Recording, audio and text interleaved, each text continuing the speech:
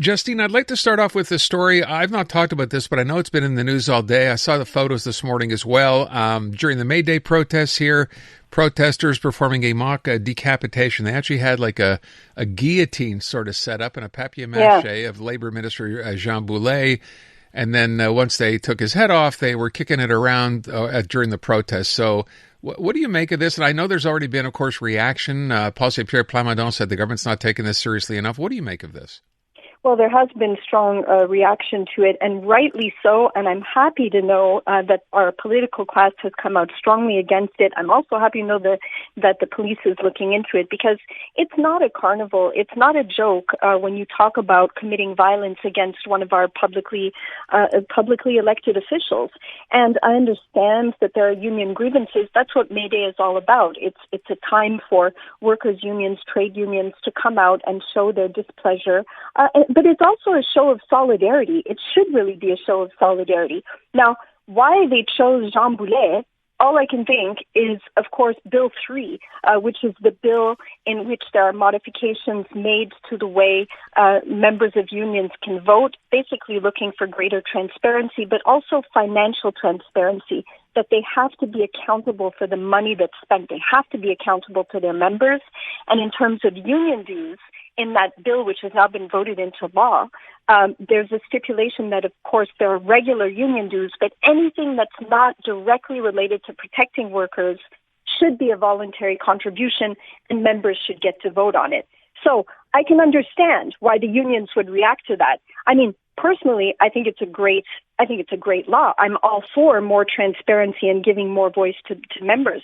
But what they did in that May Day parade, the level of violence of that, even though it was, a mock guillotine, it was a doll and so on, I don't buy that it was carnivalesque.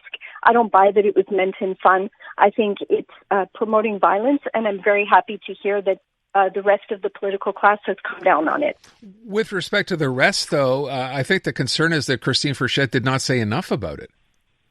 Yeah, that's, I haven't looked into everybody's statements for now. I did see that the mayor of Montreal came out very strongly and said that it was absolutely unacceptable.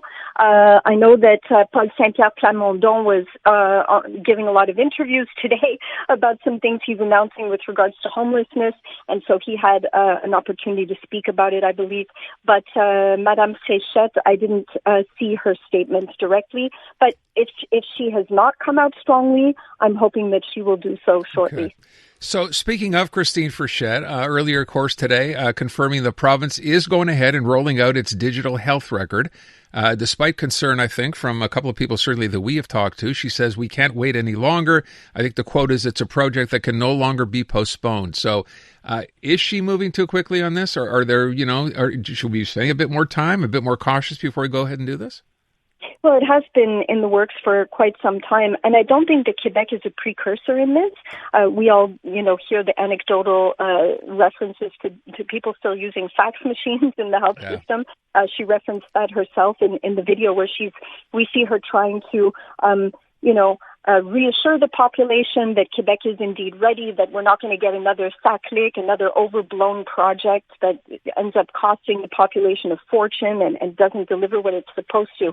So we're all keeping our fingers crossed right now, but getting our health records digitally rather than having them written down with pen and paper shouldn't be that much of a big deal. And I can't help thinking that aren't CJADs already doing this? Universities, when you're a student, you're able to log online and see your exam marks and get your notes from your teachers, all of that stuff. I mean, this is not really super cutting edge technology. Yeah. So I'm hoping that this time we're going to get it right.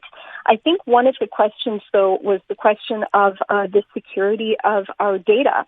And that's because the company that's providing the service, Epic, is in the United States. So there were concerns about that. But they've been able to migrate the data storage to Canadian locations. So I think that was one of the big red flags that people were concerned about. And now that is hopefully been resolved, then I think it's also a really good idea that the rollout is happening as a pilot project. It's going to give them a chance to test it and to troubleshoot before they roll it out to the entire province. So I will just simply point out, I think everything these days, and understandably, is kind of tainted by set click, right? Anything, something is video or load, involves digital transformation of some kind. That's going to just stick to this government for a while. So, I mean, I hope this thing works out. I will point out people we spoke to had a chance to see the system were a little wary, whether it's ready now or not, and yet it's being rolled out and being pushed ahead anyway. Absolutely. And one of the things that we heard Hélène Duranceau, the Treasury Secretary, say is that the problem's not the technology, it's people adapting to the technology. Of course, that sounds very arrogant coming from the Treasury Secretary, but it will take some time to adapt, that's for sure. And I'm reassured, again, by the fact that they're doing it as a pilot project rather than trying to do some gigantic rollout that is just going to end up, where problems can quickly balloon and gum up the system. Fair enough. Okay, I want to get to one other thing. It's in the news today as well. This very ambitious promise from Paul Saint-Pierre Plamondon. And I guess we shouldn't be surprised. The last thing he wants to talk about, of course, is sovereignty in a referendum, given the fact that the polls show that's a losing proposition right now.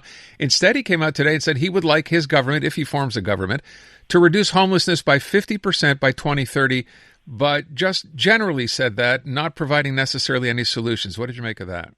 Yeah. Isn't that interesting? Well, homelessness is definitely top of mind for anybody living in Quebec, and it's something that's being discussed at all levels of government now because it's a visible problem. When a problem is visible, people are confronted with it in their daily lives. They expect governments to take action on it. And I think you're right, Aaron. I think that he's trying to reposition away from something that he knows right now is very unpopular, which is a referendum, which he's nevertheless said he's going to go forward with, and he's not backed away from. But he's trying to reposition himself as a defender of issues that are important to people. And right now, an issue that is important to people more than ever is homelessness. The level of homelessness has gone up tremendously. At the last count, there were 12,000 homeless in Quebec. Most of those, of course, are in cities.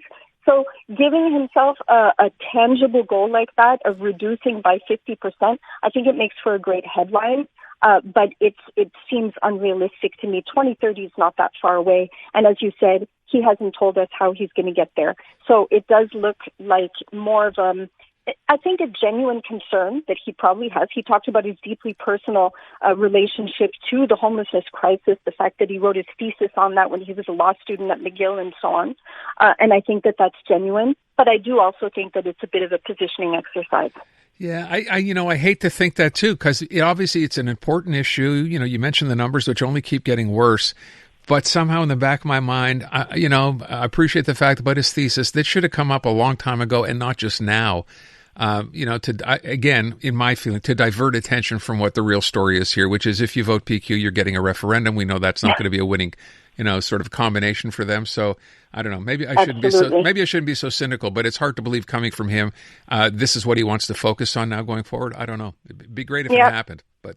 Yep, I agreed. And, and I have to say he also did tie it to immigration numbers, to the fact that we haven't been able to build housing fast enough, that I think he's on shaky ground when he starts doing that too. Not that easy to pull that off anyway. Listen, I asked our listeners today, Justine, something else just very quickly. Soraya Martinez-Ferrada has made it a big part of her platform. She started this, of course, before she was even elected, talking about cleanliness in the city. And we found out today more tickets handed out already in this, up until now than there were in all of 2024. And I'm suggesting maybe what needs to be done here, right? The part about citizens having to stand up as well and be responsible for their own, areas, not just the city. And I said, we need to I think anyway, for the city, we need to lead by example. And I said, maybe one of those things is to actually put more garbage bins in and around so people know they're there and can use them. What would you do? And do you think leading by example is the good way to get people to get involved? Absolutely. This is a problem. Every spring we talk about this. We talk about the way the city looks, the fact that it's filthy, that people aren't picking up. So yes, I have no problem with coming down on homeowners who are irresponsible, people who are not cleaning up, but also give us the means to do it.